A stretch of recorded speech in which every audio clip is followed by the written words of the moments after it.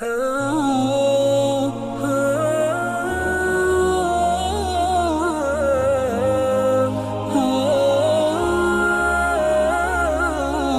ونصلی علی رسولہ الکریم، اما بعد۔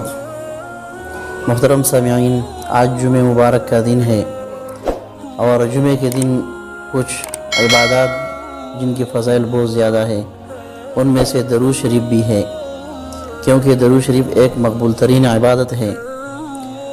ایک روایت میں ہے،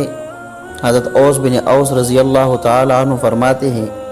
کہ رسول اللہ صلی اللہ علیہ وسلم نے ارشاد فرمایا کہ جمعہ کے دن تمہارے بہترین دنوں میں سے ہے۔ اسی دن میں حضرت آدم علیہ السلام پیدا کیے گئے اور اسی دن میں ان کی وفات ہوئی،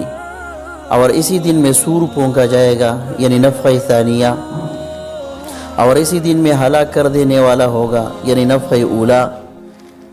جس میں سارے چیزیں مر جائیں گے۔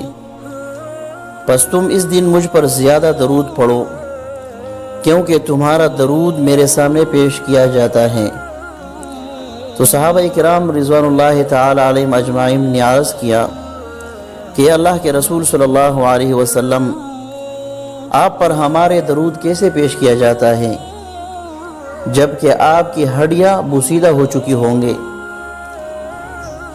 تو آپ صلی اللہ علیہ وسلم کے صحابہ نے یہ خیال کیا کہ آپ صلی اللہ علیہ وسلم کا جسد اطہر بوسیدہ ہو چکا ہوگا، تو آپ صلی اللہ علیہ وسلم نے فرمایا، بے شک اللہ تعالیٰ نے حرام کر دیا ہے زمین پر انبیاء کے جسم کو کھانا، یعنی زمین انبیاء کے جسم کو فنا نہیں کرتے۔ محترم سامعین، جمعہ کے دن آن حضرت صلی اللہ علیہ وسلم پر درود پڑھنے کا زیادہ سے زیادہ اس لیے حکم دیا گیا ہے کہ درود شریف چونکہ مقبول ترین عبادت ہے، اور جمعہ کے دن ہر نیکی کا ثواب 70 گنا بڑھ جاتا ہے، اس لیے جمعہ والے دن درود پڑھنے کا ثواب اور بڑھ جائے گا۔ جمعہ والے دن درود پڑھنے کے فضائل اور بہت سے احادیث میں منقول ہے، لہذا ہر مسلمان کو چاہیے کہ وہ جمعہ والے دن زیادہ سے زیادہ آن حضرت صلی اللہ علیہ وسلم پر درود بھیجے، تاکہ آپ صلی اللہ علیہ وسلم پر درود بھیج کر آپ کی شفاعت اور معیت کا مستحق قرار پائے۔ تمام مسلمان سے گزارش ہے کہ جمعہ کے دن خاص کر درود شریف کا زیادہ سے زیادہ